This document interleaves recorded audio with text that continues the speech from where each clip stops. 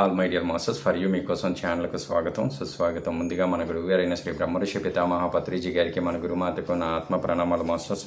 Okay masters, sir మీరు అందించిన pyramid ధ్యానుల 18 ఆదర్శ సూత్రాల్లో 18వ ఆదర్శ సూత్రమైన ప్రతి ఒక్కరి ధ్యాన అనుభవాలు, ఆధ్యాత్మిక విశేషాలు గ్రంథాల రూపంలో ప్రచురించడం గురించి మీ మాటల్లో సార్. మరి 18వ సూత్రం ఏంటంటే, ప్రతి ఒక్కరు వాళ్ళ ధ్యాన అనుభవాలను గ్రంథస్థం చేయాలి, రాయాలి, రాసి ప్రచురించాలి, ప్యాంప్లెట్ చేయించాలి. అంటే everything should be in black and white.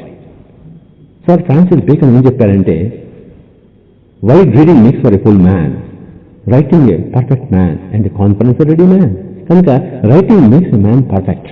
కనుక పిరమిడ్ మాస్టర్లు అందరూ పర్ఫెక్ట్ కావాలి. కనుక అందరూ విధిగా వారి వారి అనుభవాలను రాసి ప్రచురించాలి. ఈ విధంగా మనం మన 18 ఆదర్శ సూత్రాలను తెలుసుకున్నాం.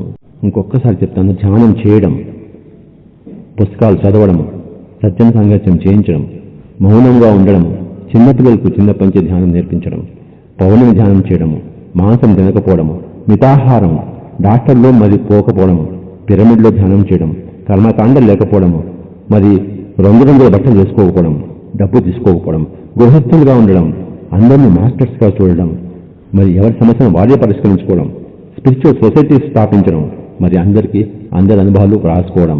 ఇవి 18 ఆదర్శ సూత్రాలు. పిరమిడ్ మాస్టర్లందరూ వీటిని పాటిస్తూ మరి అందరినీ పిరమిడ్ మాస్టర్లుగా చేస్తారని కోరుకుంటూ మనం ఇక్కడ సెలవు తీసుకుంటాం. Thank you very much. Okay sir, thank you. Okay masters, మన గురువుగారు అందించిన ఈ 18 ఆదర్శ సూత్రాలు ఎరుకతో ప్రతినిత్యం ఆచరింపచేస్తూ, అలాగే ప్రతినిత్యం మనం ఎరుకతో ధ్యానం, స్వాధ్యాయం, సజ్జన సాంగత్యం చేస్తూ అందరికీ ధ్యానం నేర్పిస్తూ ఉందాం masters. Thank you masters. Thank you.